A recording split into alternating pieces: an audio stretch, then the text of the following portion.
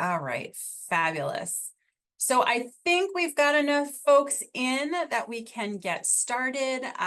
For starters, hi, I'm Michelle Curtis, and I am one of our squad leaders at the Enablement Squad. For those of you who are not part of the Enablement Squad is a group of really awesome, like-minded individuals in the enablement community.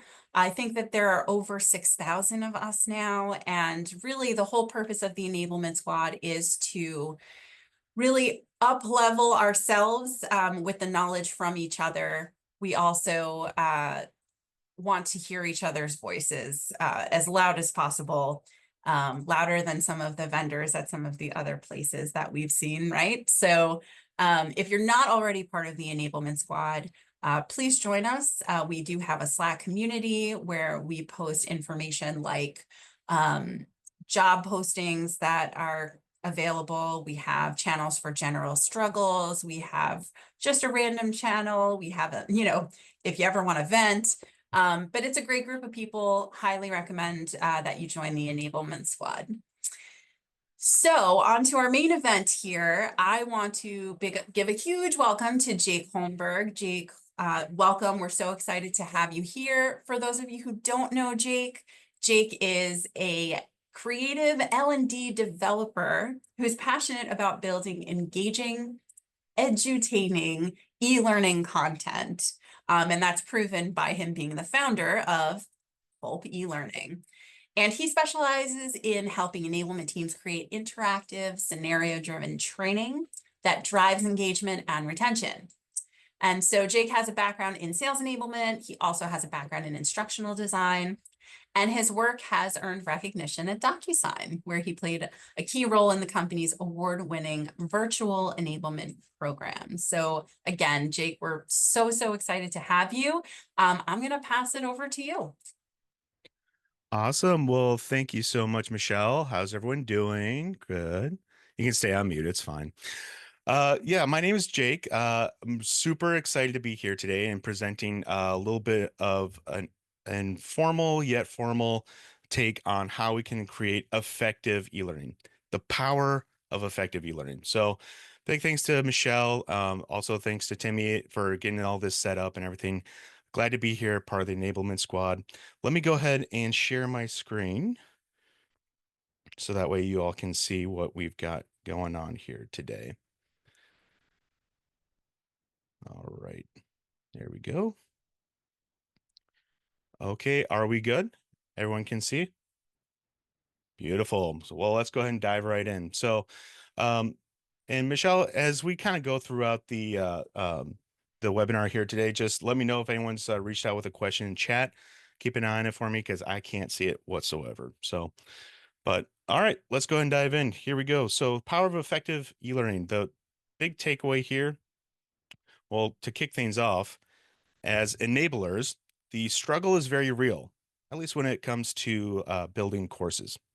Because if you actually decide that you need to build a course, there's the first step, which is you got to make sure you get all your assets that exist currently, anything that's going to help you develop that course. So you're thinking about help content, existing video marketing content.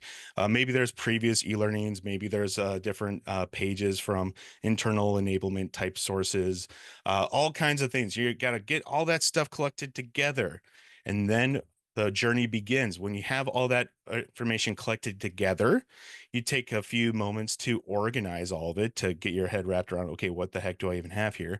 Then you connect those pieces of content in ways that are meaningful. So you basically set one piece of content to kick things off, and you basically organize it so it's easy to flow and understand.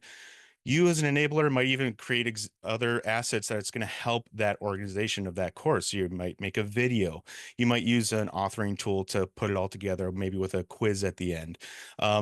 Once you kind of get things laid out, then you basically make a few tweaks. You put it through a review cycle, you edit it, you make it absolutely perfect.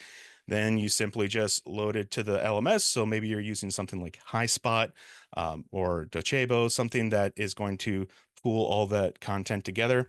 And then you make the announcement and that course goes live. And as we all know, what happens? We just sit back, let those praises come in, right? Maybe. No. Well, the brutal truth is half the time when you put a course out, you get all kinds of complaints, all kinds of feedback. I can't get it in. Why is this a course? Couldn't this just been an update? Why am I having to take this? Ugh, another course. We hear those complaints all the time, right? Yuck. Or even worse, you don't hear anything at all. Bueller, Bueller. Maybe you don't hear any kind of feedback, nothing's in your inbox. But even more importantly, you get no feedback as far as did it make any kind of impact on your KPIs that you care about.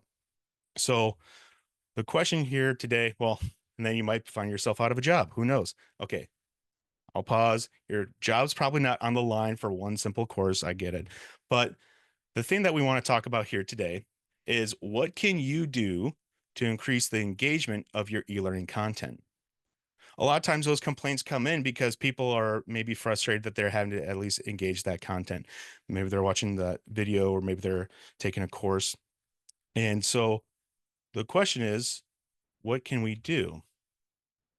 Uh, if you're actually not using any kind of e-learning courses in your programs currently, or maybe you're not making a huge emphasis on them, a couple of things I want to at least put in front of you to really consider e-learning as a viable offer. In fact, Michelle, I've got a link that has a link to those stats and everything you all can see for yourselves. But actual information retention, there's a big difference between taking a course to check a box. That's compliance training, right? Okay, there's legal things we have to make sure you understand that you know. Then there's actual information retention. Are you actually going to put into practice what it is that you're learning in this course? And the facts came back that e-learning content outperforms face-to-face instructor-led content almost by 60% more retention. And the critical factor there is it's 60% more retention with e-learning content in the same amount of time that a user or a learner has to consume that content.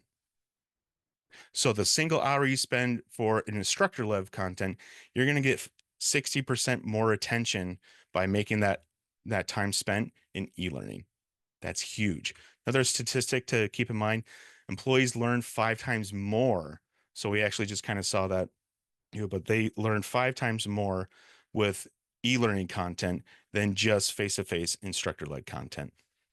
Finally, another statistic of Ambient Light did a survey of the companies that they surveyed. 42% actually said they attribute the increase in their revenue directly back to the e-learning courses.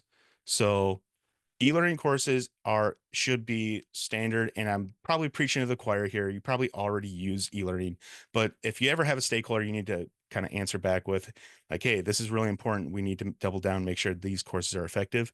You got plenty of information here to go back armed. So Michelle already introduced me, but yes, my name's Jake Holmberg. I'm an e-learning content developer. I'm dead set on making e-learning content that's effective, e-learning content that people actually enjoy taking. Also content that you don't feel like your intelligence is insulted when you consume it. That's always a challenge for us as when we're building our courses, that we want to make sure that the learners are actually walking away with something actually meaty and valuable. But I also like to have fun. You might catch me once in a while. I host trivia, so I try to, keep things light and entertaining. That's the edutaining factor. That's me. I hosted a virtual trivia event where they made me dress up for Christmas, and secretly I really enjoyed it, but that's just between us, okay? So the framework I'm going to show you all here today, what we're going to go over in this webinar, it actually works not just in one revenue or one industry, sorry, like SaaS. It's also worked in retail, it's worked in restaurants, insurance companies, even government contractors. I've implemented this framework in multiple types of industries. So whatever industry that you're in today, you're going to walk away with something that you're actually going to be able to use in your courses today. So on the agenda, what we're going to be talking about, number one, how do adults learn? Okay, so we're going to look a little bit at making it stick or make it stick. We're going to take all this learning theory and stuff like that. We're going to bring it down to the real world. What does that mean for you to on your day-to-day job? Number two, What's the number one mistake when building a course? We're going to reveal that here in today's webinar. And then also the surprising way you can actually fix that mistake. All right. It's a lot simpler than you might think, actually. But lastly, we're going to actually do some actual hands-on activity. So don't worry, I'm not going to make you all join like a group or anything like that. No one's going to have to participate if you don't want to. For a few brave souls, though, I'd love to hear what your take would be on this framework. Sound good? Sound fair? Cool. Well, before we go any further, I really want to hear from you all in the chat. Go ahead and tell me, what is the biggest challenge with your self-paced courses? And I'll see if I can pull up my chat window here. Michelle, if you wouldn't mind just reading off a couple for me since I can't really see it right now. Yep, I have a feeling. Yeah. Thanks. So getting people to take them, completion, Mm, keeping people's attention. It's not interactive and it's boring. Too many separate groups with different levels of knowledge. That's a really interesting one.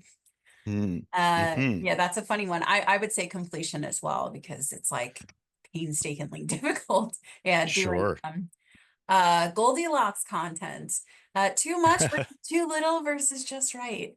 And then again, catering to different types of learners, either at different levels or otherwise. Absolutely. Absolutely. So those are all challenges. I think it's industry standard across the board. What we all face in our in designing and developing our courses, we want to make content that really stands out, but really we want content that our learners actually complete. I think this gets us a step closer to more completions because of the way that we're going to kind of look at how we design our content. Now, we don't have a poll, but instead what I'd like for you to do is put in the chat, what authoring tools are you currently using to build courses? So the big heavy hitters, Storyline, Articulate, Storyline 360, Rise, um, Yeah. also any kind of like video development tools like Camtasia. Maybe you're doing Toonly, or maybe you're doing oh, there's the one that is like animated ones. I forget which one that is. Um, Synthesia, maybe. Yeah. what's that? Synthesia. Is that the one? Synthesia, that's another one. That's a big AI driven one. I use that one a Mhm. lot, actually. Yeah, many of the ones you said, those are all popping up here. We also see High Spot on here. We see Work Ramp on Okay. here. But yeah, all of the one Lessonly, iSpring. Okay. Okay. So the good news is what we're talking about here today is more about design. It's how the framework you can use to design engaging content, and it can be implemented across any one of these tools. You just have to be savvy to, okay, let's put that into practice and everything. So, and then also too, if you all want to stick around for the entire webinar, I actually have a free gift for you at the very end. So make sure to stick around. I'll have a couple of templates, some user guides, even it's a AI chat prompt that can help you with your design and development. So let's go ahead and level set here on making it stick. When we talk about adult learning theory, we really want to make sure that information sticks in the brains of our learners, right? And to give you the example of what I'm referring to, I'm going to go back to a previous life I had where I was a restaurant manager way back when. And in those days, I really was working hard to become a GM. I really wanted to be a general manager of a restaurant. I'm telling you now, don't do it. It's especially after COVID. Anyway, so one story is I had the owner of a restaurant. Uh, I was a manager. We'll call her name is Stacy. She wanted me to start doing like different bulk batch of HR type things. So we had our own software system that we used, and we did like bulk I-9 stuff or whatever. I don't remember today, but basically she said, "Hey, I want you to start doing this, and you need to do it at least once a month." And me want to be a GM. Okay, I'll do it. And what ended up happening was she brought me into the office. She said, "Okay, now here's how you do it." She jumped into the seat. She started clicking around. She started showing, "Okay, once you do this, you open this, you open this." And then she turns around. She says, "Sound good?" And yeah, sounds good. Well, you probably already know what actually happened. I didn't actually remember any of it because all it was she just sat in the chair and she just showed me. None of it actually really stuck because I can't even tell you what that operation was that I had to do today. So that's exactly what we're trying to get at when we talk about adult learning theory, because I was still an adult when that occurred. And adults, when we think about learning theory, these guys put together a great book called Make It Stick. So if you haven't read it, definitely go out, get it, listen to it on audio. Peter Brown is the author. He's the guy who's actually can talk human, but Henry and Mark are the two scientists who actually understand how people learn. They're scientists within their field of knowing how is it that people have information recall? How are they able to retain that information? And then how are they able to use that information as well? So really good book. But the big thing that they actually talk a lot about is what's called passive learning. So passive learning, let's kind of talk about that a little bit. Passive learning is kind of what's actually happening right now. You're all on a webinar and I'm talking to you and you're consuming this information from me. This is passive learning because you're basically sitting there, your brain is things are going into your brain right now. Nothing wrong with that. So a lot of your videos, maybe you have video content within your e-learning courses where you have uh, videos set up in like Storyline, or maybe you've made Camtasia videos where things are clearly explained. That's passive learning. Okay, well, what about reading? Reading's got to be active learning, right? Because passive is just you're just sitting there like you're watching the boob tube or whatever, and everything's just going one ear out the other. Reading's got to be better. Well, reading actually is another form of passive learning. They talk about the illusion of knowing. So just because you read something, does that really mean that you've learned it? Well, the truth is, what they've discovered is actual learning occurs when it's active learning. And let me explain what I mean by that. Active learning takes information that instead of information being told to you or being given to you, you actually have to use your brain to think through and figure out what is the next step, what's the way forward. For adults, active learning is absolutely critical. Being able to take something that maybe some kind of prompt and being able to think through of how you're going to use that information moving forward. What it does is it puts your brain in the driver's seat and it actually makes it engaging where you're having to decide what it is that you need to do. So again, passive learning, that's stuff coming into your brain. And there's still room for that in our training programs and everything. Not everything can be interactive. I understand that. But the things that are really important that we really want learners to walk away with, we need to make sure we're putting in active learning. So a couple of those key takeaways from the book, it should be make it stick, but we talked about passive versus active content there at the top. Over there on the left, we said space repetition. So you're probably already using that in your programs. Maybe your onboarding program, everyone's front loaded with a lot of information.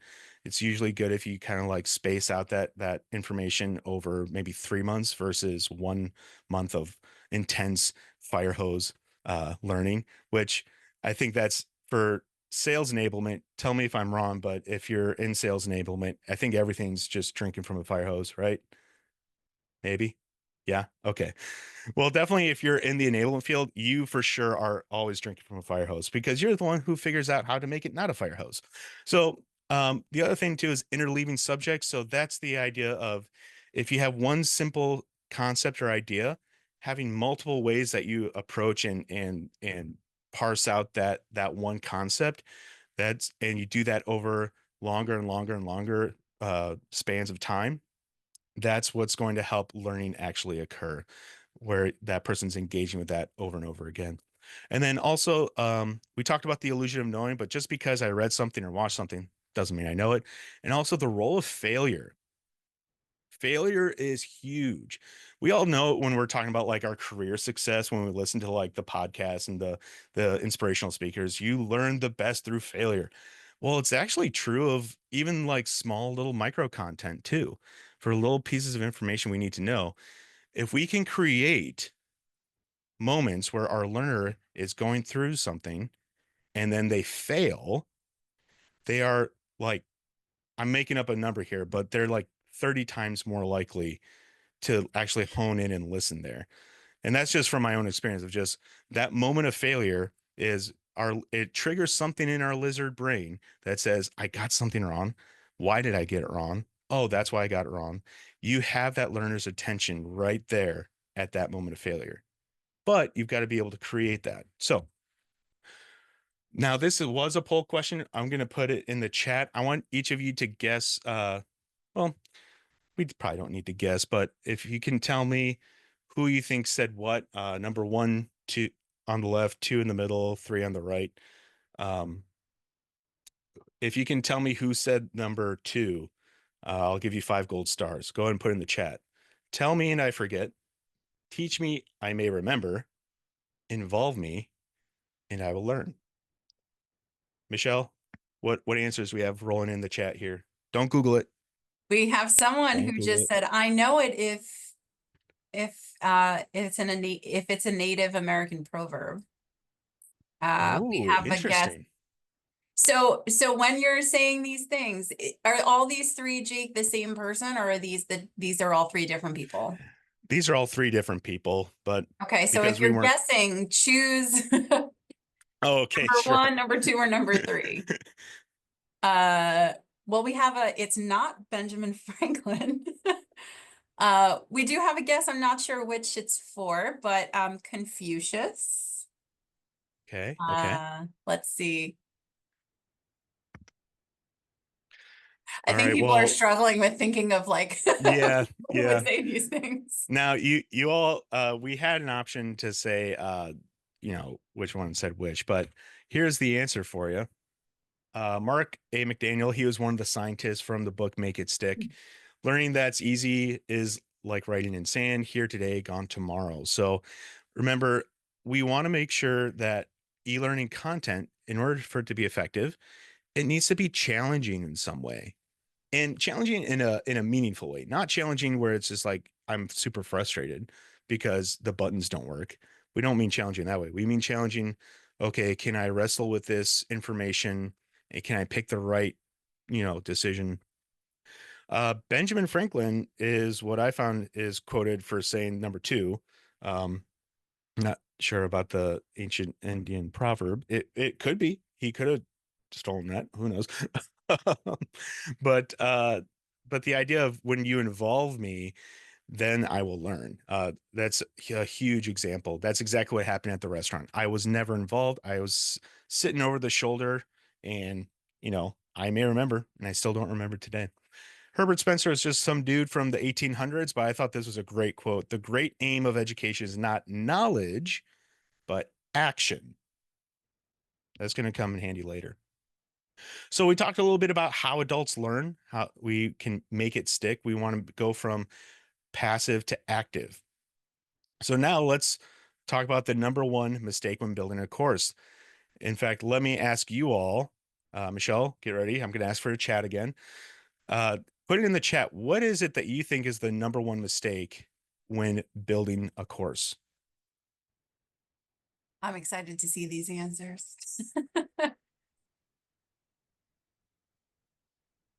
Okay, so our first one, death by PowerPoint. Okay.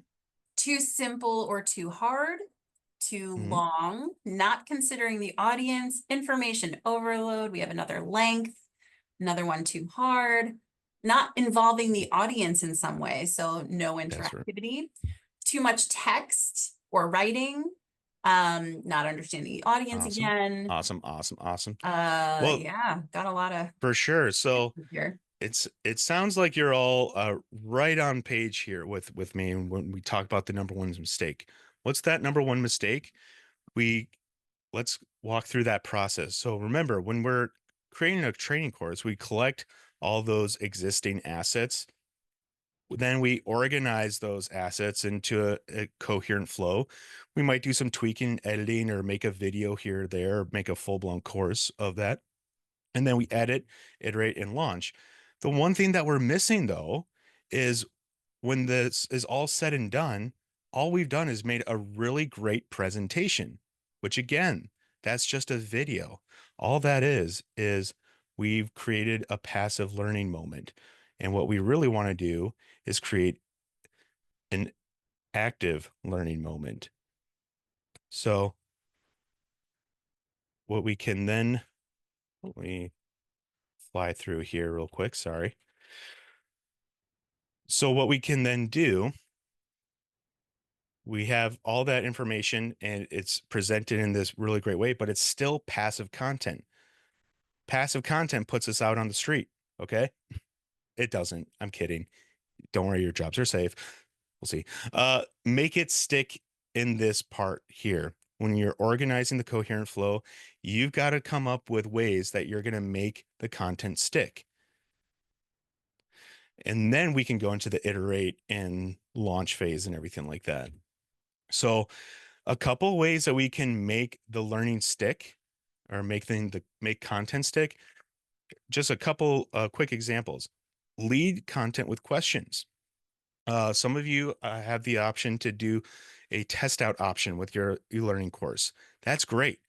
Not because just for saving time for the people who already know it, but also for the people who don't know this stuff yet. If they have a test out option, you're already engaging their brain with trying to figure out the answers. Whether they know it or not, they're actually mentally going through those mechanisms to figure out what the answer is.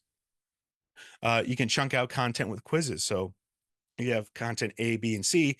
Before you go from A to B, put a little quiz there. Okay. We're going to talk about that a little more. Short mock scenarios. Okay. Those, some people have probably heard of branching scenarios. There's also another form where I call it a short mock scenario that we can create too. A lot less time consuming and a lot less build out um, time, but still very effective. Then we can boost retention with failure. Remember, every one of those quizzes and scenarios, we want to give the opportunity for that learner to fail.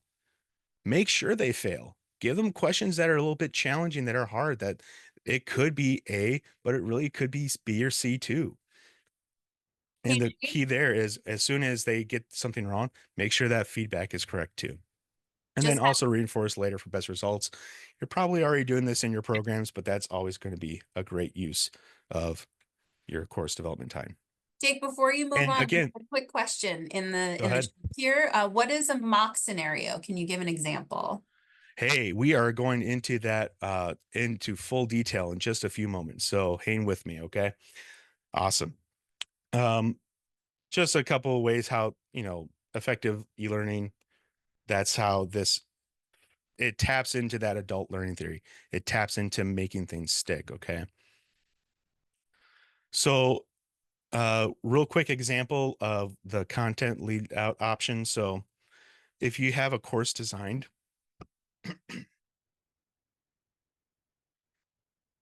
sorry, I got a little bit of a dry throat, but right from the get-go, before your introduction, or maybe even just after your introduction, give that learner a chance to take a test, a quiz, some way to engage that thinking.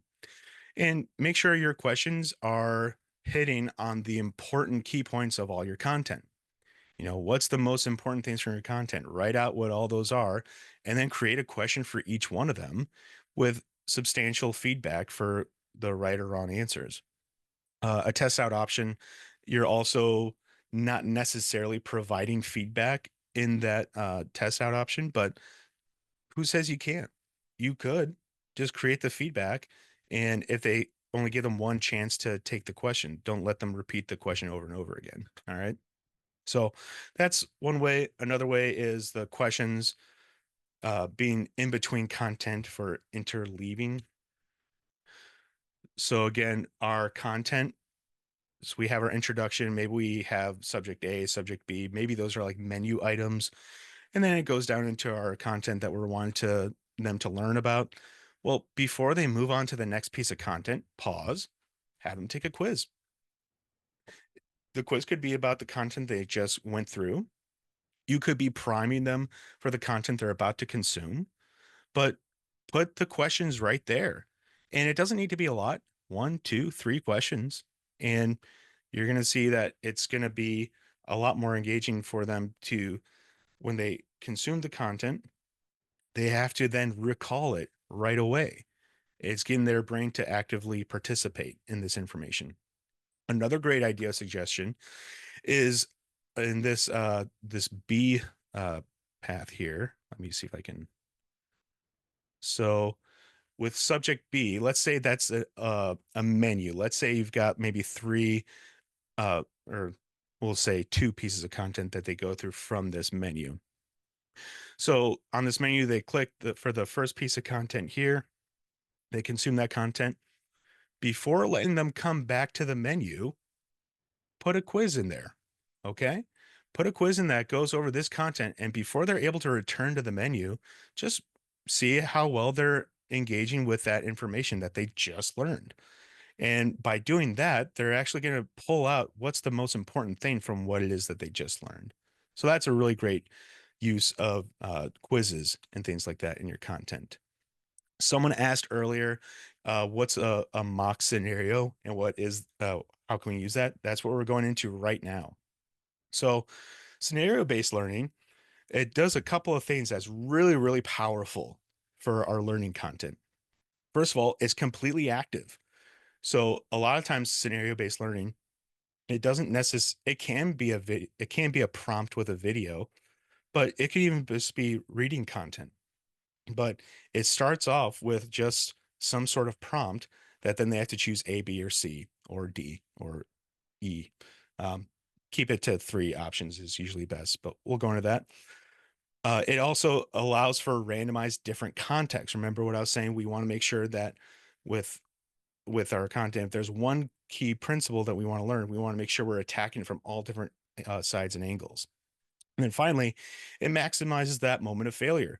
You can build a scenario, and it doesn't even have to be in the context of the learner. A lot of people make a big deal about, oh, I got to make sure that this learning environment is the same as their office environment. Not really. In fact, what you could do is it's a gamified learning, and people understand it's a game, but the real mechanics of why they enjoy doing it is because it's putting them through the thinking patterns that they have to do with whatever it is that you're training them in. And people are willing to, believe me, if I had an opportunity to play a game at work, yeah, I probably would take a few minutes to play around with it. I mean, I'm not going to spend my whole day doing it, but I might have a moment to enjoy a little game.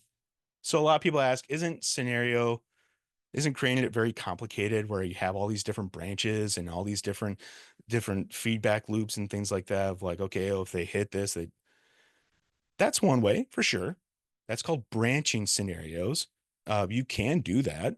But what I'm going to propose here today is a way that we can make scenarios simpler. So a scenario, all we're talking about is someone who we'll say a sales rep who talks to, maybe they do outbound dials. Okay. Well, those outbound dials, they've got to navigate around a gatekeeper. Okay. So a scenario could simply be something where we just make 5 different types of gatekeepers, and each one of those is a scenario that the learner, the sales rep, is going to have to figure out how to navigate around that gatekeeper. They could choose A, B, or C. So we're going to go into that here now. If I can get this to work, come on. There we go. So as an example, let's say we have a product, and the product information we want someone to learn. A couple details. These are technically qualifiers. So this product is best for high volume companies. It's also companies in a highly regulated industry, and the company has an existing IT team. So maybe that's part of a presentation deck, and we just tell the learner, hey, these are the qualifications. Remember that when you go for it. What we can do is we can actually pause, and we can actually come up with a couple of mock scenarios in which the learner has to decide what to do with that information. So we create mock companies, ask if it's a fit for these qualifiers. The really cool thing here too is with AI being the rage, and it's only going to make our lives faster, easier, and we're all going to achieve enlightenment once we're through it. You can actually use AI to help you generate a lot of these if you have the right prompts. So, and just to kind of see it in action what I'm talking about, let's go ahead and walk through this. We're doing on time. Michelle, how are we doing on time right now? You are at 12:37 Eastern. So we've got Okay, just perfect. over 20 minutes. Okay, perfect. We're in great shape. How's everyone doing? We're good? Should I hit begin or should I wait?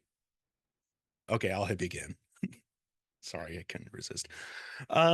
Okay, so in this, we designed this game. And what we're doing is we're saying, okay, in make believe land where we don't have to be in the environment of the sales rep or anything like that. We just say, okay, are you a sharpshooter? Here's the premise. The scenario based learning will test your knowledge of our ideal company profiles for the Archer software product. That's a fake product, it's not real. The directions: you will be prompted with 3 fictional companies. You must select the missing qualifier that would make this fictional company the target company profile. Nope. Let me hit that. Okay. I'm going to give you all a chance to read it for yourselves, the prompt. And this is just a simple scenario prompt, okay?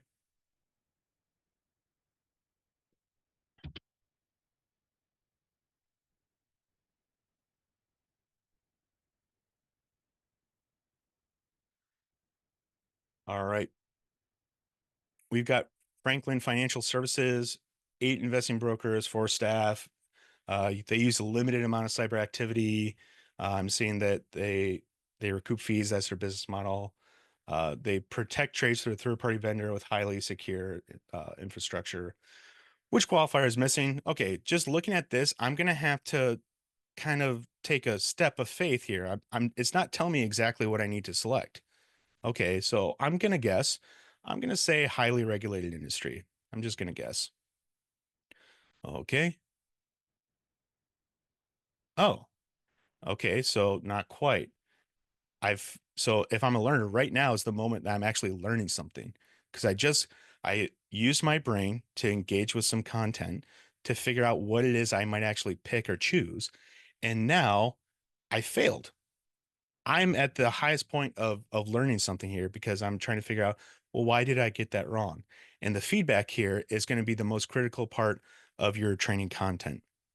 Giving them that feedback is going to be the actual moment that they're learning what it is that they need to learn. So instead of them getting a presentation about why these qualifiers are the appropriate fit, no, we're catching them at their highest moment of attention right here because they failed. So I'm going to try again. Okay, I'm going to say IT infrastructure, and you probably already know this. I guessed the wrong one intentionally. Okay, not quite. Why? Yada, yada, yada. And high volume, just so we can see the Archer scenario one more time. Woohoo, bullseye. I feel so happy and accomplished. Maybe not. Okay. Jake, So we have a question in the chat about the software you used to build this example. absolutely. Storyline 360 and Camtasia. And each one of these animations was built in Camtasia and then just uploaded to different slides and layers for the feedback and everything. Good question. So now here's our next scenario, our next mock scenario. Again, it doesn't have to be anything long or drawn out. We're just creating an example for our learner to have to actually think about what would they choose.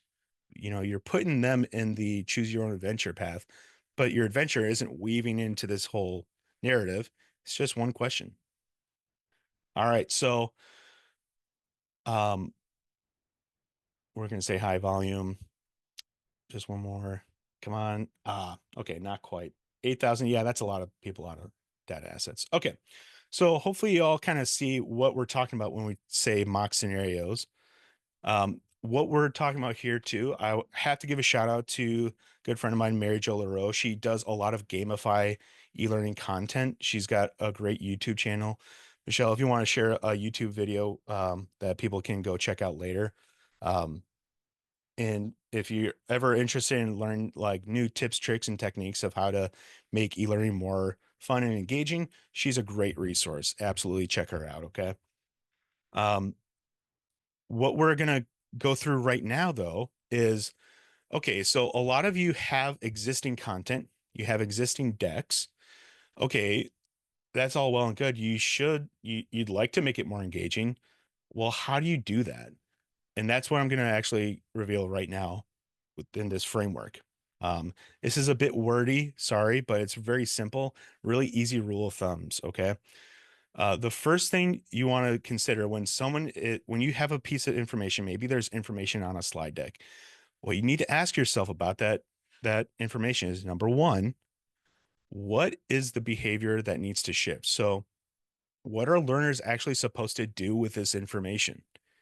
Hey, it's great. Like, yeah, everyone, yeah, they should know this, they should know that, they should know everything about this product and everything in between. That's all well and good, but we want to move towards the action. If they know this, okay, what are they supposed to do with that information? That's number one. Number two, you have to look at where you want to be and where you're at today. So, what's happening today? You want to make sure that whatever that behavior that needs to change or whatever they're supposed to do with that, okay, is there something today that they're not doing that they should be? Is there something that they are doing that they shouldn't be doing? What is that current state? And um, define what is that current state. Number three is you want to know exactly how or who or what's involved with all that process with them, with that information. So, who or what are your learners interacting with that requires this new behavior change? Okay. You want to highlight, what are the key, is it with prospects? Is it with existing clients? Is it with internal uh, teams or anything like that? What is that thing that they need to, that they're interacting with that information that you want them to learn? If you have those three, you have everything you really need to build a winning scenario. Okay. You're going to take those pieces and those are going to help you come up with a good scenario that you could create. Um, so let's see if we can put this into practice, or at least I can show you so we had these three qualifiers, right? That was information. You probably would see that on a deck somewhere in a course or something. Okay, well, let's go through that process. How do you make that scenario? Number one, what's the behavior that should shift? You know, what's the what are the sales reps supposed to do with this information? They're supposed to qualify a company profile first. That's what they're supposed to do. Before they even get into sales call on a discovery, they should be asking these things. Number two, what's happening today? So are they not asking these questions or are they not listening for the right answers? Like what is it that they're not doing that they should be? Number three, who or what's involved. So they should be researching before pursuing a company lead and qualifying during their discovery call. Okay. And then with those three things that we have and we've defined, then we can craft that scenario, which was okay, we could probably create a few varying types of companies that maybe they might be researching to look into before they make that discovery call. And they have to figure out if there's a qualifier missing. That's really what we want them to walk away with. So that's why we then create the scenario. So we create one scenario. A scenario is just this simple prompt. Okay, so the first thing, let me mark up the guy here. So, all right, we're going to come up with a company. We want to make sure we write out a couple of qualifiers that are in there. We want to make sure that we're missing one, but we want to write it in a way that doesn't give the whole thing away. I could easily tell you, oh yeah, this company has an IT infrastructure. Okay. There's things you can say that allude to those different things, but not so obvious. Then you have your three options of whatever that information is. So for us, it was the high volume, regulated industry, IT infrastructure. And then this is what's critical here is the feedback. We want to make sure each one of those options has really good feedback that provides good context or what it is that that person should be thinking about. Another thing to ask yourself is if you have these three options and you've written out this scenario, you could think through if someone read this prompt and then they selected this answer, why are they thinking that? And then just simply respond to that. If this New Meadows assisted living, which has all these campuses or whatever, um, if they said high volume, why do they think that high volume is missing? And then you could write the feedback directly to that. And then also the same thing for your IT infrastructure. Like you can pull out the nuances there. Okay, so we've gone through, we've talked about how adults learn. We talked about that number one. We want to take content from passive to active. And I showed you all a framework and how you can do that. So this is the crowd participation moment. Woohoo! What I would love for someone to do is if you go ahead and put your hand up, okay? And Michelle, go ahead and pick one of the folks who put their hand up in Zoom. I don't know if you're able, and if you all don't know how to do that, I think it should be at the top bar. You should see a hand raise icon. If you want to participate in this right now, go ahead and put your hand up. Michelle's going to call on you. What I want you to do is I'm giving you what's the information to be learned? What are they supposed to do with it? What are they not doing right now? And I want you to come up with a potential scenario. Like what could put your creative juice, put your creative hat on. What could you do? Michelle, go and call them out and we'll bring them off mute and Okay, we'll hear their so ideas. Sylvia, I saw your hand go up first, so why don't you go ahead and take yourself off mute? Woohoo, Sylvia. Round of applause for Sylvia. What I'm, do you I'm think, being Sylvia? I'm being very brave here because I'm not sure what I'm supposed to do. Can you repeat it? For sure. Okay, so I want you to come up with a fun idea of how you can make this a scenario train. So the learning here, the content to be learned, we're at a restaurant. Servers can increase average check sizes by suggesting beverage pairings or limited time specials that complete a customer's meal choice, framed as enhancing their dining experience. Okay. That's the information we want them to learn. Okay. What are they supposed to do with that information? Well, they're supposed to proactively suggest add-ons that match the customer's order to boost sales while improving the meal experience. Got it. What are they not doing right now? They're not suggesting extras at all, or they're pushing random upsells that don't fit, turning customers off. So what are they supposed to, or how should they apply that?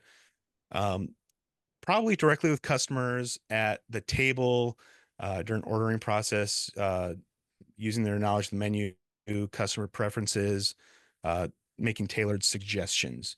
That's Got it. kind of a um, what do you think? What would be a good scenario? Okay, so all right, let me think about this. So uh good scenario might be uh and tell me if I'm aligned with this, but you've got a family, say a family for two parents, two kids under the age of 10, and yeah, and so I probably start there, and Okay. um, let's see. Notice that one of them is vegetarian. Oh, Um, okay. yeah, and yeah, and so that would be kind of my starting place, and then from here, me as a server, uh, you know, I could have some choices about how to suggest add-ons. Sure. Yeah. So maybe it's the scenario is you have a series of different customers coming in to sit at tables. Okay. Maybe they could click on a table, and when they go to that table, there it says, "Oh, so and so wants maybe it's three people. They want this, this, and this." Uh, maybe there's a great dessert option that would go well for all of them. Maybe it's cake or something, right?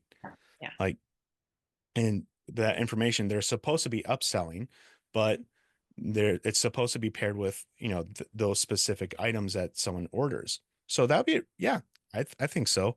And then you also mentioned too with families, okay, maybe there's two adults, two kids. Maybe we suggest ice cream for the kids, maybe a different baklava or something like that for the adults. I Yeah, don't yeah, think yeah. any kids would want baklava. So, yeah, Yeah, for yeah. sure. Everyone, round of applause for Sylvia. Awesome idea. Thank you. Let's get some other ideas. Anyone else have an idea? Go and put your hand up.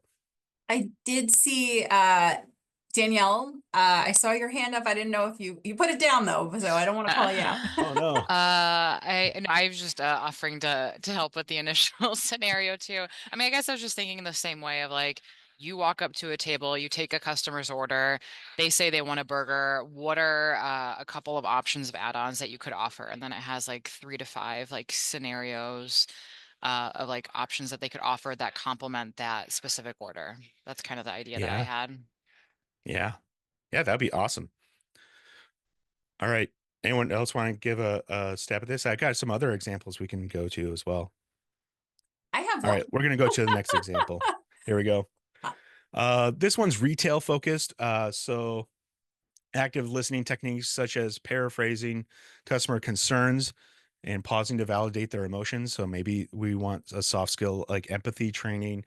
We want to de-escalate complaints and build trust with shoppers. That's what we want them to learn. Okay, what are they supposed to do with it? All right, they use active listening during customer interactions to turn frustrated shoppers into loyal customers, making them feel heard and understood. Okay, that's what they're supposed to do with it. They're supposed to actively listen. All right, what are they not, or what are they doing or not doing now? So they're rushing to offer solutions or discounts without fully hearing the customer out, um, which can escalate tensions instead of resolving them. How should they use this information? So, anyone want to take a stab at this one as far as what kind of scenarios could you create?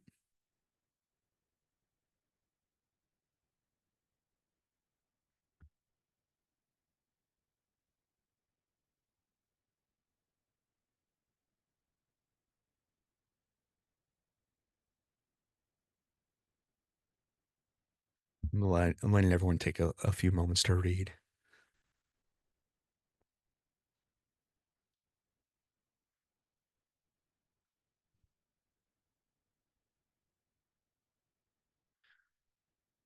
All right, no hands are going up. If you all want, I can kind of talk through an idea or two here. This is a soft skills training. We're talking about empathy, listening skills, active listening. How should they use this information? Well, face to face with customers on the shop floor. Okay. What we could do for a scenario is we could put a series of different shoppers on the screen. We could have like an image of them, and we could say a couple of things about what is it that they are. Maybe there's a complaint that they have, maybe there's a frustration, and we could probably say, what is it that from what you see, like, how's this person responding, or how do they feel in this moment? And what should you say? So maybe it's like, okay, right now, without even saying like, what's their emotion right now? Don't even ask that. Just say, what would be the good response? And then you could have an option that maybe is stagnant. It doesn't do anything, good or negative. You have one that's maybe agitating, like an agitating statement that's going to escalate the situation. Then you have another option that's, the right thing you should say. And the thing is, you could probably put a lot of like caveat nuances within those options that all sound like reasonable answers to someone who is going through this scenario learning content. That's the real key when you're creating scenarios. Every single option and how you write out the question or prompt and the options that are available, the best way to make this really stick is you want to make sure every response is actually reasonable to the person learning, that if they were to pick it, they wouldn't feel really stupid for having picked that, because it's like, oh, I thought that would have been the answer. Well, no, here's why. So there's a couple other options too, but I think I'd be happy to share this with you. So if you're watching this in a video later, go ahead and pause here, try it yourself. Here's one. Here's another one. Go ahead and pause. read it for yourself. All right. And the cool thing too is you can actually prompt Chat GPT or any kind of AI LLM to generate like hundreds of different scenarios and things like that. That's going to help you actually create that. You want to make sure that you structure out how you want them to make those questions and everything like that. Prompt, um, prompt option A, B, or C with feedback for A, B, and C. Give them a couple examples of what you come up with, and then that way the large language model can kind of get closer to what it is you're trying to do. So to recap, making it stick, we talked about adult learning theory. Woohoo! We talked about a good rule of thumb, passive to active learning. Okay. Also remember, just because I watched a video or read something doesn't really mean I learned it. And also the role of failure. Make sure that you provide opportunities for those people to fail. Make them fail. Also in your design process, make sure you take a moment to add opportunities for like quizzes, questions, scenarios. That's where you want to add to your workflow of building a course. Okay. We talked about the effective learning strategies like quizzes, test out options. We talked about the interleaving questions between content. We just walked through the scenario-based learning. We talked about that framework. The biggest thing there, remember, shift content from information to action. What are they supposed to do with this information? All right. That is the power of effective e-learning. And remember, effective e-learning, 60% more retention. Okay. 5 times more likely to learn than with just face-to-face engagements. And also it actually has a dollar value attached to it. 42% directly tied their increase in revenue back to e-learning courses, not just face-to-face learning. All right. So that's the power of effective e-learning. My name's Jake. It's been awesome having you guys on here. I said if you stuck around long enough, I was going to have a free gift for you. Michelle, if you can put the link in the chat too. You can scan the code. There's a downloadable zip file where I'm giving you the Archer storyline file that you can create your own training with, or your scenario with. I also have a scenario content guide, even an AI prompt that you can copy and paste and tweak to what you need. That's going to help you create what you need. Also, if you guys want any kind of help or anything like that, I'd love to join a call. If you'd like to, no strings attached for me. If you want me to just go through your content on a 30-minute call and kind of offer some pointers or thoughts, even just creative ideas, I'm happy to do that. So thank you all so much. That's it for me. I'm not sure how we're doing on time now. Yeah, you just hit the Wow. mark. We had one quick question and then we're going to close off. How much are you using AI now to create e-learning? Honestly, it's usually AI. It's the new AI that's being rolled out in the tools. So like Storyline now has an AI prompter. You can use AI in Rise. I'm using AI to help tweak or to help generate tons of content. And then I've got it, and then I kind of go back and I re-engineer my prompts and everything like that. Typically I use Copilot because the companies I work with, they have internal co-pilots that are safe, that the information isn't out for the general use. But not that much, in all honesty, because I don't think it doesn't necessarily boil down to the AI doing all the work for you. You still need to know how to make the content really effective for people. And AI is going to tell you exactly what you ask of it. It's probably not going to give you much more than that, but that's my opinion. Well, Jake, thank you so much. We're so excited to have had you. The recording will be available, so we'll make sure to get that out for you guys. If you want to connect with Jake, his LinkedIn is in the chat, as well as the free gift. Thank you all so much, and we'll see you next time.